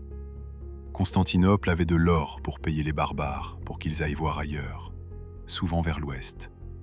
Quand Alaric menaçait l'Est, les diplomates byzantins lui disaient « Pourquoi piller nos montagnes difficiles quand l'Italie est riche et mal défendue ?» L'Occident a servi de paratonnerre à l'Orient. Mais Constantinople avait aussi un atout technologique absolu, ses murs. Les murailles de Théodose, construites au début du Ve siècle, étaient l'ouvrage défensif le plus complexe jamais bâti. Une triple ligne de fortification, imprenable avant l'invention du gros canon à poudre. Attila lui-même, qui pouvait raser n'importe quelle ville d'Europe, a regardé les murs de Constantinople et a fait demi-tour. Il savait qu'il ne pouvait pas les franchir. L'Occident n'avait pas de capitale imprenable. Rome était ouverte, Ravenne était un trou à rats, Constantinople était un coffre-fort. Ainsi, l'Empire d'Orient a survécu en devenant une forteresse assiégée, conservant la loi romaine, la culture grecque et la foi chrétienne dans une capsule temporelle dorée, pendant que l'Occident sombrait dans le chaos créatif du Moyen-Âge. Cependant, il serait faux de dire que l'Empire romain d'Occident a totalement disparu sans laisser de traces. Comme une étoile qui meurt et dont la lumière continue de voyager, Rome a continué d'éclairer les siècles obscurs. Elle a survécu de 3 manières. D'abord, par la langue. Le latin ne s'est pas éteint avec le dernier empereur, il s'est transformé. Le latin vulgaire, celui parlé par les soldats et les marchands, s'est mélangé au dialecte barbare pour donner naissance aux langues romanes, le français, l'espagnol, l'italien, le roumain. Chaque fois que vous dites « bonjour » ou « lune », vous parlez une version érodée du latin. Nous sommes tous, linguistiquement, des citoyens romains. Ensuite, par l'Église. C'est le coup de génie involontaire de l'histoire. Au moment où l'administration impériale s'effondrait, l'administration de l'Église a pris le relais. Les diocèses romains, territoires administratifs, sont devenus des diocèses ecclésiastiques. Le pape à Rome a pris le titre de Pontifex Maximus, le titre du grand prêtre païen que les empereurs avaient abandonné. Il a commencé à s'habiller de pourpre, à porter des chaussures rouges comme les empereurs. L'Église catholique est, d'une certaine manière, le dernier fantôme de l'Empire romain, une structure hiérarchique universelle dirigée depuis Rome, parlant latin et gouvernant les âmes à défaut de gouverner les corps. Enfin, par le rêve politique. L'idée d'empire était si puissante que les barbares qui l'avaient détruit n'ont eu de cesse de vouloir la recréer. Ils ne voulaient pas remplacer Rome, ils voulaient être Rome. Charlemagne, roi des Francs, se fera couronner Imperator Romanorum en l'an 800. Le Saint-Empire romain germanique durera jusqu'à Napoléon. Même les tsars de Russie, une déformation du mot César, ou les kaisers allemands, se réclameront de cet héritage. La chute de Rome a créé un vide, une nostalgie d'unité que l'Europe a poursuivie pendant 15 siècles, de Charlemagne à l'Union européenne. Ainsi se referme le dossier de la plus grande catastrophe géopolitique de l'histoire occidentale. Ce n'est pas une histoire morale sur le vice et la vertu, c'est une histoire technique sur la fragilité des systèmes complexes. Rome a cru que sa taille la protégeait. Elle a cru qu'elle pouvait sous-traiter sa sécurité, dévaluer sa monnaie et ignorer la misère de ses peuples sans en payer le prix. Elle s'est trompée. Mais en s'effondrant, elle a libéré des forces nouvelles. La fin de l'ordre romain a permis la naissance des nations. Sur les ruines des villas romaines, les châteaux forts ont poussé. Sur les cendres de l'Antiquité, l'Europe moderne est née, dans la douleur et le sang. Rome est morte, mais nous sommes ses orphelins. Et son histoire est l'avertissement éternel que rien, absolument rien, n'est acquis pour toujours. Nous avons vu la fresque politique, les grandes batailles, les trahisons de palais. Mais pour toucher du doigt la réalité vertigineuse de la chute de Rome, il faut quitter les couloirs de Ravenne ou de Constantinople. Il faut zoomer. Il faut aller voir ce qui se passe sur le terrain, dans les provinces, là où vivent les gens normaux. Car l'effondrement n'est pas le même partout. Si en Italie, il ressemble à une lente asphyxie, ailleurs, il ressemble à un film catastrophe où les lumières s'éteignent brusquement et ne se rallument plus. Prenons l'exemple le plus terrifiant, le cas d'école de l'effondrement total, la Bretagne, ce que nous appelons aujourd'hui la Grande-Bretagne. La province de Britannia était l'enfant chéri de l'Empire. C'était le bout du monde, certes, mais c'était un bout du monde romain. On y trouvait des villas avec chauffage au sol, des mosaïques splendides, des théâtres, des bains publics. Londres, Londinium, était une plaque tournante du commerce. Le mur d'Adrien, au nord, était la frontière la plus fortifiée de l'Occident. Et pourtant, en l'espace d'une seule génération, tout cela a disparu. Pas dégradé, pas transformé, effacé. En 410, l'année même où Alaric pille Rome, les cités de Bretagne envoient un appel au secours désespéré à l'empereur Honorius. Elles sont attaquées de toutes parts, les Irlandais à l'ouest, les Pictes au nord, les Saxons sur les côtes. Elles supplient l'Empire d'envoyer des légions. La réponse d'Honorius est d'une froideur administrative qui glace le sang. Il leur envoie une lettre, le fameux Rescrit d'Honorius, qui tient en une phrase « Organisez vous-même votre défense ». C'est un abandon pur et simple. Rome coupe le cordon. Les dernières troupes régulières embarquent, les fonctionnaires plient bagages. Imaginez la scène. Vous êtes un riche propriétaire romano-breton. Vous parlez latin, vous lisez Virgile, vous portez la toge. Du jour au lendemain, l'État disparaît. Il n'y a plus de loi, plus de monnaie, plus d'armée. Vous êtes seul face aux barbares qui arrivent sur leur long navire noir. Ce qui suit en Bretagne est ce que les archéologues appellent la grande disparition. En 20 ou 30 ans, la civilisation urbaine cesse d'exister. Les villes comme Londres ou Cirencester sont abandonnées. Pourquoi ? Parce que sans l'armée romaine pour consommer et sans l'administration pour payer, l'économie de marché s'effondre, les égouts se bouchent, les toits de tuiles s'effondrent et personne ne sait comment les réparer. Les gens quittent les villes en ruine pour retourner vivre dans des forts en terre sur les collines, comme à l'âge du fer. Le savoir-faire technologique régresse de 4 siècles. On ne sait plus fabriquer de poterie à la tour. On ne sait plus tailler la pierre. L'usage de la monnaie disparaît totalement pendant 200 ans. C'est un effondrement systémique total. C'est dans ce chaos, dans cette obscurité où la civilisation tente de survivre à la lueur des torches, que va naître la légende du roi Arthur. Arthur, s'il a existé, n'était pas un roi médiéval en armure étincelante. C'était probablement un chef de guerre romano-breton, un dernier des Romains, essayant désespérément, avec une poignée de cavaliers équipés à la romaine, de repousser la marée des envahisseurs saxons. Il a échoué. La culture romaine en Bretagne a été anéantie, remplacée par la culture anglo-saxonne. C'est le seul endroit de l'Empire où la langue latine a disparu sans laisser de descendance. Mais traversons la Manche. Regardons la Gaule. Ici, l'histoire est différente, plus nuancée, mais tout aussi fascinante. L'effondrement n'y est pas un trou noir, c'est un patchwork. Au milieu du 5e siècle, la Gaule est un puzzle absurde. Le sud-ouest est aux Visigoths, le sud-est aux Burgondes, le nord aux Francs. Mais au milieu de tout ça, il reste un îlot, un morceau d'épave qui refuse de couler. C'est le royaume de Soissons. C'est une anomalie historique incroyable. Entre la Loire et la Somme, un général romain nommé Syagrius continue de gouverner comme si de rien n'était. On l'appelle le roi des Romains. Syagrius est le fils d'un général romain, Aegidius.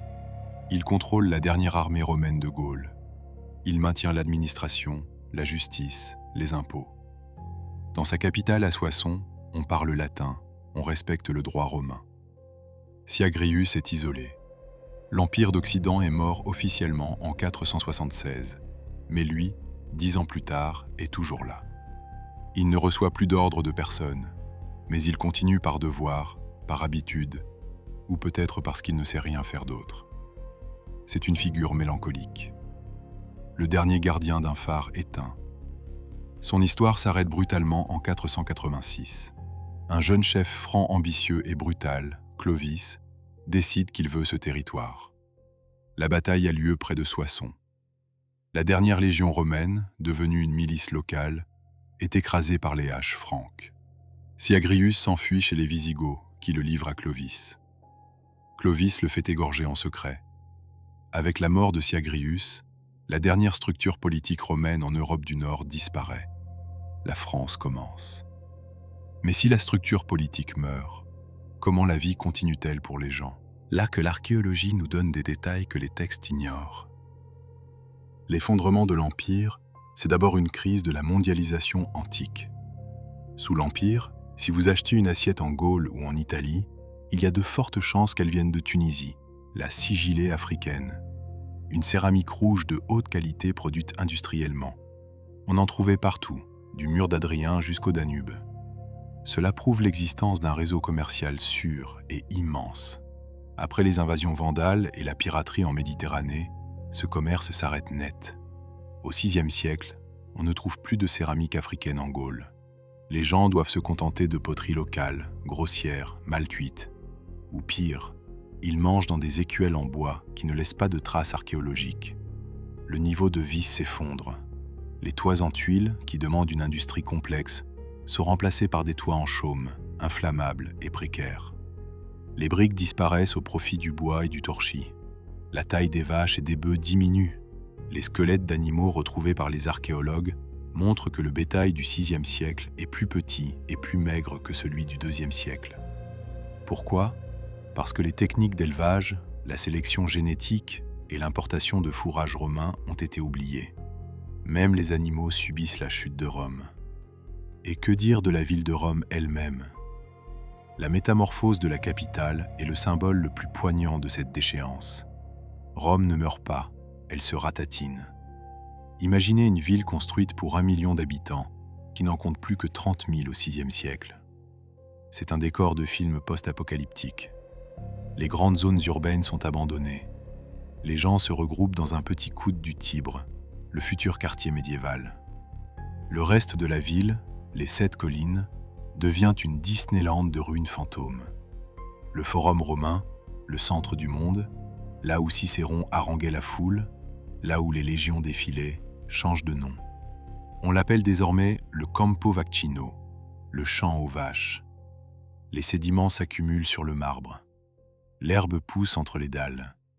On y fait paître des chèvres.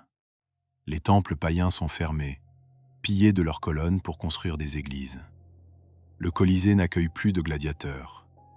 Il devient une carrière de pierre à ciel ouvert, puis une forteresse pour une famille noble, les Frangipanes, qui s'y installent comme dans un château fort.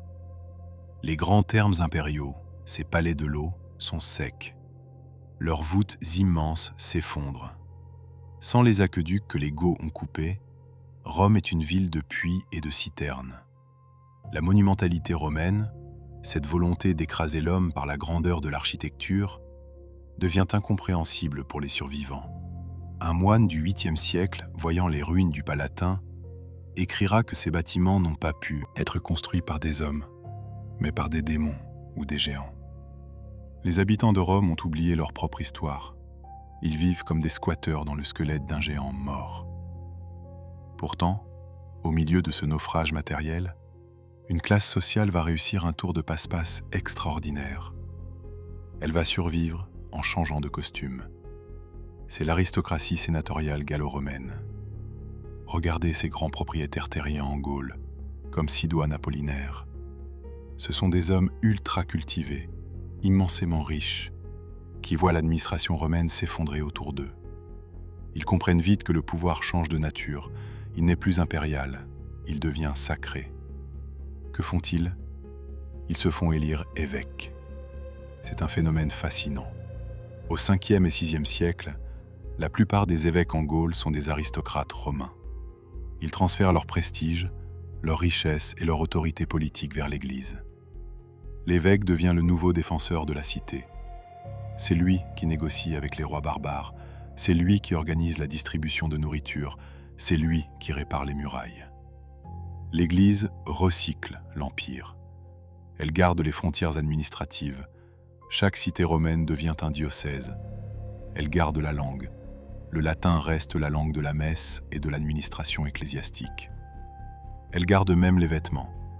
La tenue des prêtres aujourd'hui est, à peu de choses près, la tenue civile d'un Romain du IVe siècle. En se réfugiant dans les églises, la culture romaine a trouvé une capsule de survie indestructible.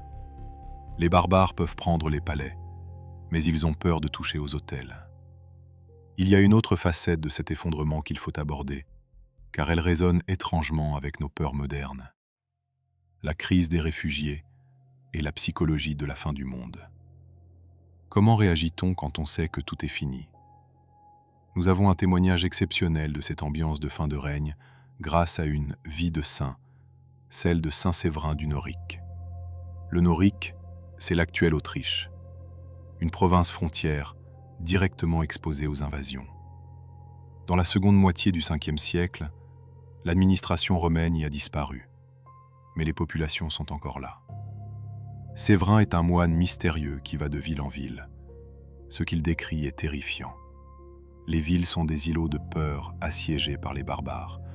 On n'ose plus sortir pour cultiver les champs. La famine guette. Dans une ville, Batavis, Séverin demande aux soldats de la garnison s'ils reçoivent encore leur solde. Ils répondent que non. Cela fait des années qu'ils ne sont plus payés. Quelques hommes ont décidé de marcher jusqu'en Italie pour aller réclamer leur dernière paie à l'empereur. Ils ne sont jamais revenus.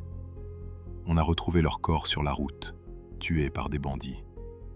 Quand les soldats apprennent cela, ils comprennent que c'est fini. Ils posent leurs armes, dissolvent l'unité et rentrent chez eux. La dernière ligne de défense s'évapore, non pas dans une grande bataille, mais dans la résignation silencieuse. Séverin organise alors l'évacuation. Il dit aux habitants « Il n'y a plus rien à espérer ici. Partez ». Et on assiste à ces colonnes de réfugiés romains qui abandonnent leurs maisons ancestrales pour marcher vers le sud, vers une Italie qui est elle-même en ruine, laissant derrière eux des villes fantômes que la forêt va recouvrir. C'est cela, la réalité de la chute. Ce ne sont pas des héros qui meurent l'épée à la main. Ce sont des familles qui ferment leur porte à clé une dernière fois, qui cachent la clé sous une pierre en espérant revenir un jour, et qui partent sur les routes avec un chariot à bras, sans savoir que personne ne reviendra jamais. Mais n'oublions pas les gagnants de cette histoire, car il y a des gagnants.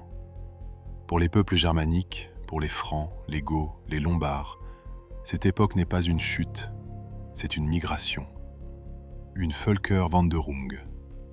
Pour eux, c'est l'âge des héros, l'âge des légendes qui donneront naissance à la chanson des Nibelungen ou à Beowulf. Ils ne veulent pas détruire Rome par haine, ils sont fascinés par elle. Regardez Clovis, le roi des Francs. C'est un guerrier brutal qui fracasse des crânes pour une histoire de vase à Soissons. Mais quel est son rêve suprême ? En 508, après avoir conquis la Gaule, il reçoit une ambassade de l'empereur d'Orient qui lui envoie les insignes de consul honoraire.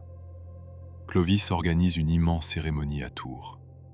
Il s'habille avec la tunique pourpre, il met le diadème romain, il jette des pièces d'or à la foule en se faisant appeler consul et Auguste. C'est un spectacle incroyable. Un roi barbare qui ne parle probablement même pas bien latin, mimant les gestes d'un empereur romain dans une ville de province. Cela prouve que l'idée de Rome est plus forte que sa réalité matérielle. Rome est devenue un titre de légitimité. Pour être un vrai roi, il faut être un peu romain.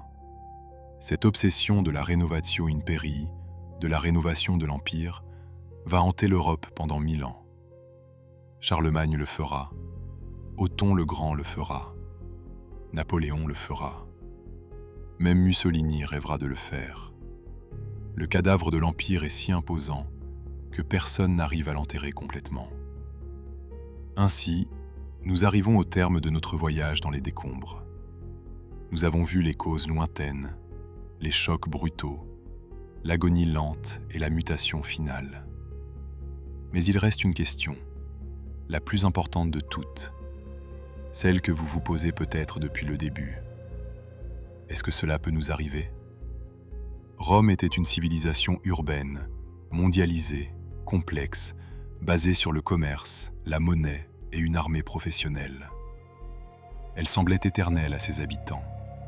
Ils avaient des problèmes d'inflation, d'immigration, de corruption politique, d'écart entre les riches et les pauvres. Cela sonne familièrement, n'est-ce pas ? L'histoire de Rome n'est pas un oracle qui prédit notre avenir, mais c'est un miroir. Elle nous montre que la complexité est une force, mais aussi une fragilité. Plus une société est complexe, plus elle est vulnérable à un grain de sable qui grippe l'engrenage. Quand les aqueducs ont été coupés, Rome n'est pas revenue à une version simplifiée d'elle-même.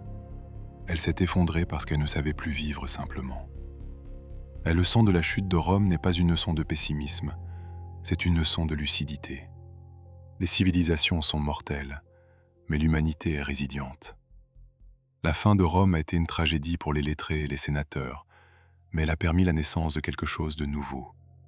Du chaos du Moyen-Âge sont nées les nations européennes, les langues modernes, une nouvelle forme d'art, une nouvelle forme de pensée. Le soleil s'est couché sur le forum romain, mais il s'est levé ailleurs. Et peut-être que quelque part, dans les ruines de nos propres certitudes, les graines du prochain monde sont déjà en train de germer, invisible, attendant leur heure. L'histoire de Rome est finie, la nôtre continue. Nous quittons les ruines fumantes de l'Italie et de la Gaule pour tourner notre regard vers l'Est. Car l'histoire de la chute de Rome contient un paradoxe gigantesque, une énigme qui hante les historiens depuis des siècles. Si l'Empire romain était si pourri, si corrompu, si inadapté à la survie, pourquoi sa moitié orientale a-t-elle refusé de mourir? En 476, quand le dernier empereur d'Occident rend sa couronne, Constantinople est plus vivante que jamais. Pendant que Rome devient un champ de ruines où l'on fait paître des vaches, Constantinople est une mégalopole de 500 000 habitants, pavée de marbre, éclairée la nuit par des lampes à huile, dotée d'universités, de bibliothèques et d'un hippodrome capable d'accueillir 100 000 spectateurs en délire. Là-bas, l'État fonctionne. Les impôts rentrent, les juges jugent, l'or coule à flot. Comment expliquer ce miracle byzantin? La réponse tient en deux mots: géographie et béton. Constantinople est le coffre-fort de Dieu. Située sur une presqu'île, entourée d'eau sur trois côtés, elle verrouille le passage entre l'Europe et l'Asie. Pour la prendre, il faut une armée de terre invincible et une marine dominante. Personne n'a les deux en même temps. Et du côté terre, il y a les murailles de Théodose. Construites au début du 5e siècle, ce sont les fortifications les plus complexes jamais conçues avant l'ère moderne. Une triple ligne de défense, un fossé large de 20 mètres, un premier mur, puis un deuxième mur énorme, haut de 12 mètres et épais de 5. Ces murs ont changé l'histoire du monde. Attila les a vus et a fait demi-tour. Les Goths les ont vus et sont partis piller Rome à la place. Les Avars, les Perses, les Arabes, tous vont se casser les dents dessus. L'Occident n'avait pas de refuge imprenable. L'Orient avait Constantinople. Tant que la ville tenait, l'Empire, même réduit à un moignon, continuait d'exister. Mais les murs ne suffisent pas. Il faut de l'or. Et l'Orient en avait. L'Égypte, qui faisait partie de l'Empire d'Orient, était le grenier à blé le plus productif de la planète. Le Nil, avec ses crues régulières, offrait des récoltes garanties, là où l'agriculture européenne dépendait des pluies capricieuses. De plus, Constantinople était le terminus de la route de la soie. Chaque grain de poivre, chaque rouleau de soie chinoise passait par les douanes impériales. L'empereur d'Orient était immensément riche, capable d'acheter les barbares. Quand un chef hun ou goth menaçait la frontière, on ne se battait pas toujours. On lui donnait une tonne d'or et on lui disait « Va voir à l'ouest, c'est plus facile ». L'Occident a servi de paratonnerre à l'Orient. Cependant, survivre ne veut pas dire vivre en paix. L'Empire d'Orient, que nous appellerons désormais Byzance, bien qu'ils se soient toujours appelés eux-mêmes Romains, va devoir affronter une tempête bien pire que les invasions barbares. Une tempête qui va marquer la vraie fin de l'Antiquité.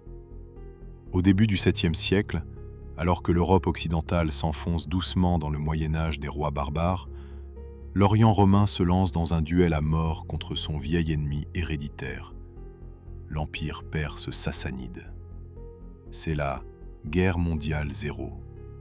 Deux superpuissances, Rome et la Perse, s'affrontent depuis 4 siècles.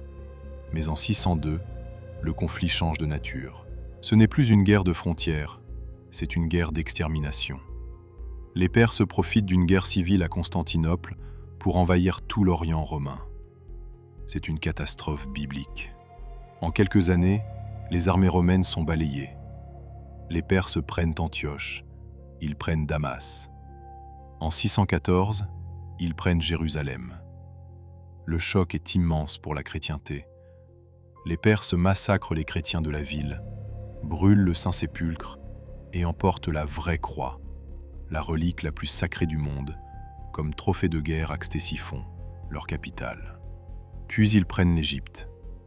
Le blé ne parvient plus à Constantinople. L'Empire est à genoux. Les Perses sont sur la rive asiatique du Bosphore. On peut voir leur feu de camp depuis le palais impérial. Au nord, les barbares avares assiègent les murailles. C'est la fin. Tout le monde pense que l'Empire romain d'Orient va rejoindre son frère d'Occident dans la tombe. Mais il reste un homme, l'empereur Héraclius. C'est l'une des figures les plus épiques et tragiques de l'histoire. Héraclius refuse de se rendre. Il fait quelque chose d'impensable.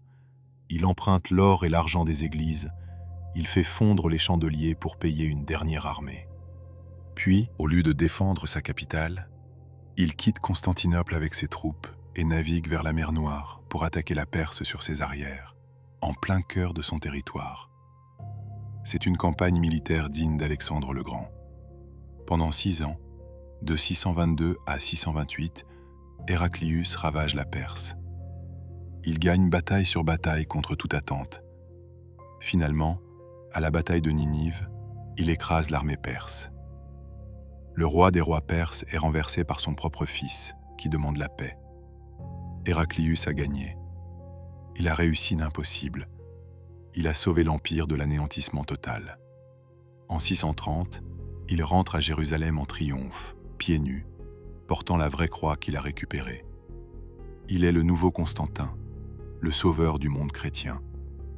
L'Empire romain semble plus fort que jamais, ayant vaincu son plus grand rival. Mais l'histoire est cruelle. Héraclius ne le sait pas encore, mais il a gagné pour rien. Les deux empires, romain et perse, sont sortis de ce duel de 30 ans totalement épuisés, saignés à blanc, ruinés financièrement et moralement. Ils ressemblent à deux boxeurs qui se sont massacrés pendant 15 rounds et qui tiennent à peine debout.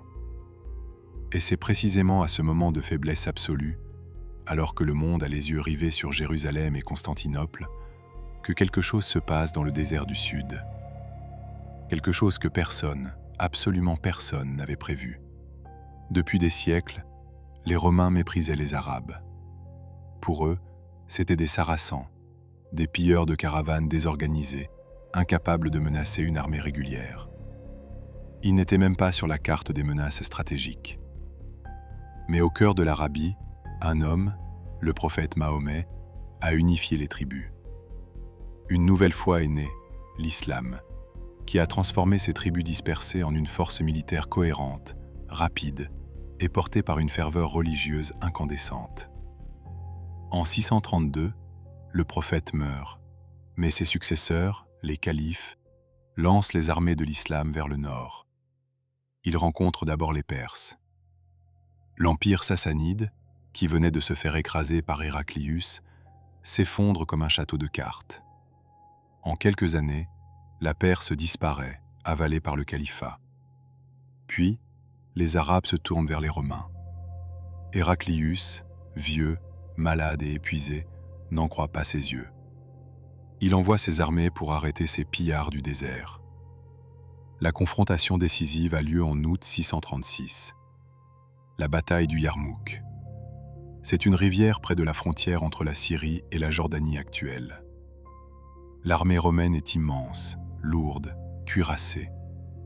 En face, l'armée arabe est plus légère, plus mobile, commandée par un génie tactique, Khalid ibn al-Walid, l'épée de Dieu. La bataille dure 6 jours. 6 jours de carnage sous un soleil de plomb. Le dernier jour, une tempête de sable se lève. Le vent souffle du désert dans le dos des Arabes et droit dans les yeux des Romains. Aveuglés par la poussière, étouffés par la chaleur, les légionnaires romains sont massacrés. C'est un désastre pire qu'Andrinople. Il n'y a plus d'armée pour défendre l'Orient. Héraclius, à Antioche, apprend la nouvelle. Il comprend que c'est fini. Il ne peut pas lever une nouvelle armée, il n'a plus d'hommes, plus d'argent. Et le peuple, fatigué par des siècles d'impôts et de querelles religieuses, ne veut plus se battre pour lui. Il monte sur son cheval, regarde une dernière fois vers le sud et prononce cette phrase d'adieu déchirante. « Adieu, longue vie à toi, Assyrie, ma belle province. Quel excellent pays pour l'ennemi. » La suite est une avalanche. En quelques années, les Arabes prennent la Syrie, la Palestine, Jérusalem. Puis ils déferlent sur l'Égypte. Alexandrie, la deuxième ville de l'Empire, tombe en 642. Le grenier à blé est perdu à jamais. Puis c'est l'Afrique du Nord, l'ancienne Carthage romaine, qui tombe à la fin du siècle. C'est ici, au 7e siècle, que se situe la véritable fin de l'Antiquité. C'est la thèse célèbre de l'historien Henri Pirenne, et elle est redoutablement convaincante. Tant que les barbares, Goths, Francs, Vandales, dominaient l'Occident, la Méditerranée restait un lac romain. On continuait à commercer, à échanger des idées, à voyager de Marseille à Constantinople. L'unité culturelle subsistait. Mais avec les conquêtes arabes, la Méditerranée est brisée en deux. Le sud devient musulman, le nord reste chrétien. La mer, qui était un lien, devient une frontière, un mur de guerre. Le commerce s'arrête. Regardez un détail tout bête, le papyrus. Pendant 1000 ans, l'administration en Gaule ou en Italie écrivait sur du papyrus importé d'Égypte. C'était bon marché, pratique. Après la conquête arabe de l'Égypte, le papyrus n'arrive plus en Europe. Les rois mérovingiens doivent se mettre à écrire sur du parchemin, de la peau de mouton. C'est beaucoup plus cher et plus rare. Conséquence, on écrit moins. La culture écrite régresse. L'Europe se replie sur elle-même, coupée de l'Orient, coupée de ses racines. Elle devient un continent terrien, agricole, pauvre. C'est le début du Moyen-Âge sombre. L'Empire romain d'Orient, lui, survit, mais il est méconnaissable. Il a perdu les 2/3 de son territoire. Il ne lui reste que l'Asie mineure, la Turquie et la Grèce. Il cesse d'être un empire universel multiculturel pour devenir un empire grec, orthodoxe et militaire. Il devient un empire byzantin. Il va tenir encore 800 ans. 8 siècles de siège quasi permanent. En 717, une immense armée arabe assiège Constantinople par terre et par mer. Ils veulent en finir, prendre la pomme rouge. Mais les Byzantins ont une arme secrète, une technologie oubliée qui a sauvé l'Europe, le feu grégeois. C'est une sorte de napalm liquide, projeté par des siphons en bronze montés sur les navires. Il brûle sur l'eau, il est impossible à éteindre. La flotte arabe brûle dans un enfer chimique. Constantinople est sauvée. Si la ville était tombée ce jour-là, en 717, il est très probable que l'Europe entière serait devenue musulmane. L'Empire byzantin a servi de bouclier à l'Occident pendant tout le Moyen-Âge, encaissant les coups venus de l'Est, permettant à la France, à l'Allemagne, à l'Angleterre de se construire à l'abri. Et quand Constantinople tombera finalement en 1453 sous les canons des Turcs ottomans, elle aura rempli sa mission. Elle aura transmis l'héritage. Car dans les bagages des réfugiés grecs qui fuient la ville en flammes vers l'Italie, il y a des livres. Platon, Aristote, Homère, les textes originaux que l'Occident avait oubliés ou ne connaissait que par des traductions arabes. Ces livres vont déclencher une explosion intellectuelle en Italie. On appelle ça la Renaissance. La mort de la dernière ville romaine a donné naissance à l'Europe moderne. La boucle est bouclée. Mais revenons à notre question de départ, à ce malaise que nous ressentons face à ces ruines. Pourquoi la chute de Rome nous fascine-t-elle autant ? Pourquoi Hollywood continue-t-il de produire des films sur des gladiateurs et des empereurs fous ? Parce que Rome est le miroir dans lequel nous nous regardons. Nous sommes les enfants de Rome. Nos lois viennent du droit romain. Notre politique vient de la République romaine. Sénat, préfet, élections, citoyenneté.